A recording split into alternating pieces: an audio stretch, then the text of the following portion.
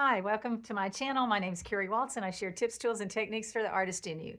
I am currently in my living room. I've been teaching a nature journaling class, and I've got 4 tables and about 7 TV trays set up. So I'm out of my studio because it's too small to do this.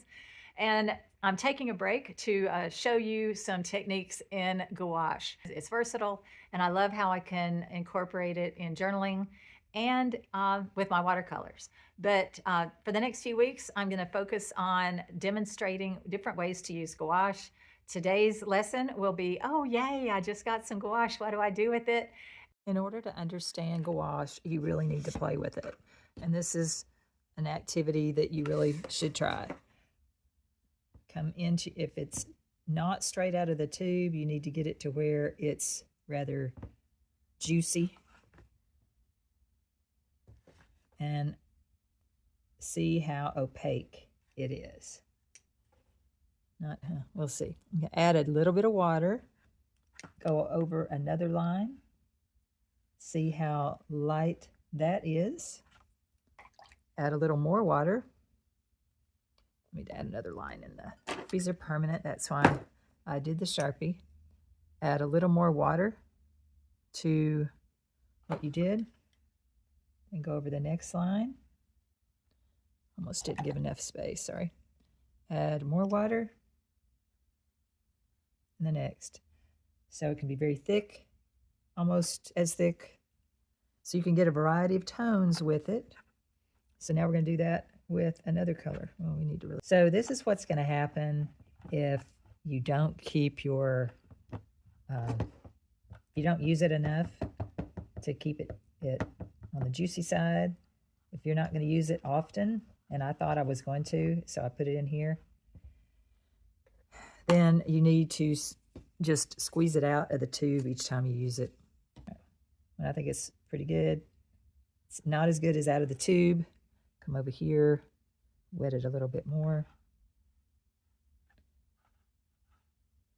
Add more water. It's still pretty vibrant.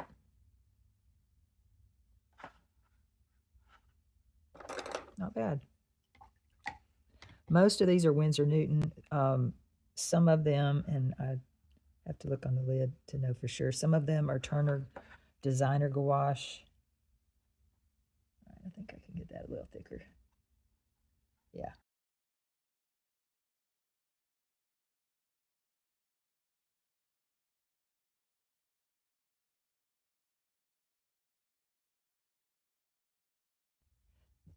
The thing with gouache is water control. When you can understand how much water is needed in your brush, you'll understand the medium.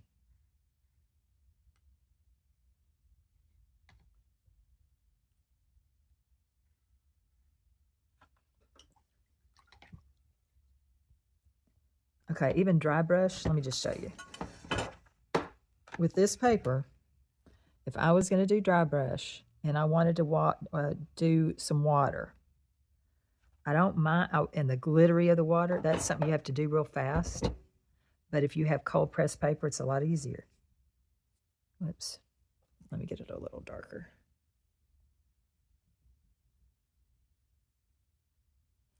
It's pretty dark. See how you can see the speckles? But to be totally honest, if you're trying to get used to paper and you're trying to get ready for a trip, you really should be using what you're going to use on that trip and how you practice, because the way the paper takes the paint, the way the paper absorbs the water, all of those are variables. Okay, see this lovely concoction of paint? I'm going to wash it off.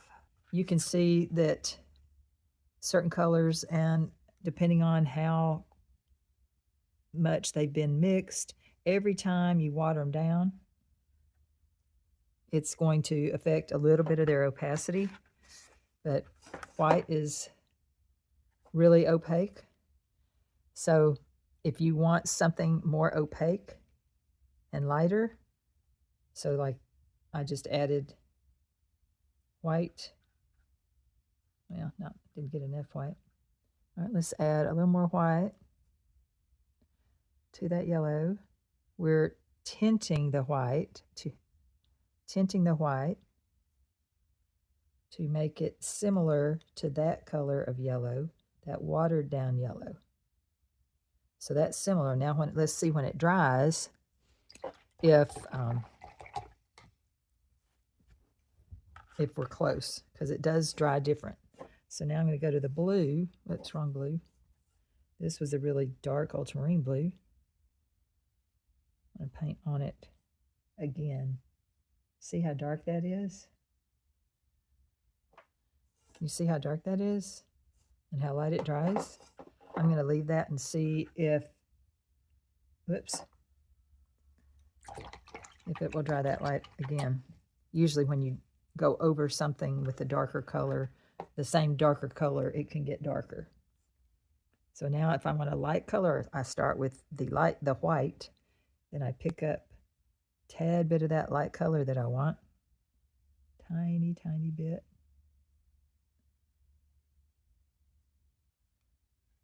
No.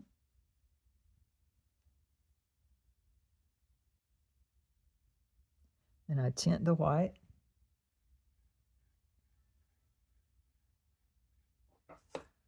I think that's going to be close.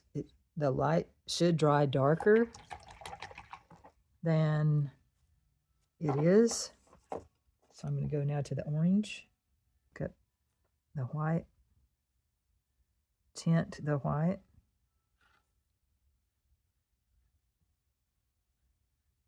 So if I want gouache to be light,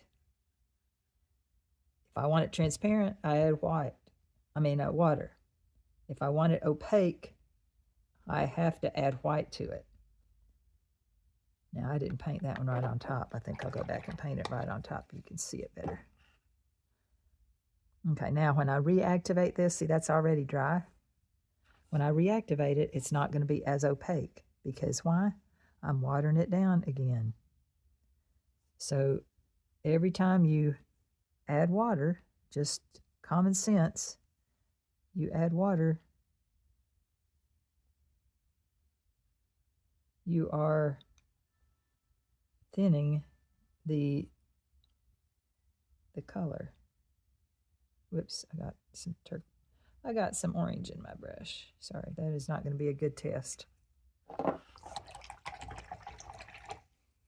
And I probably should rinse out my water. It's okay. But until you play with the gouache a bit and see, okay, if I want this color opaque and I want it light, I have to add the white. But when you add the white,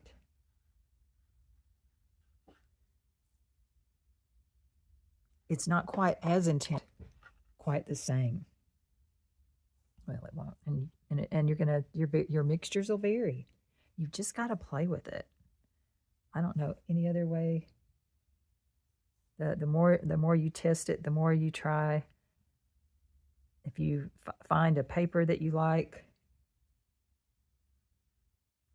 then stick with that paper. Come back with the same color, and I'm going to put another row of it right here, right on top. Different. If you make gouache too thick, it can crack. I have not done that, but just fair warning. So if you want it opaque and it's not opaque enough, you can add another layer. That one's already opaque enough, but I'm going to just paint right on top of it, see if it changes any at all. Kind of looks lighter from the light, but we'll see. Dark colors dry lighter, light colors dry darker. Adding white will lessen the intensity of the color, but add opaqueness. Dry brush effect. Dry brush effect. It usually is a quick movement to leave speckles behind.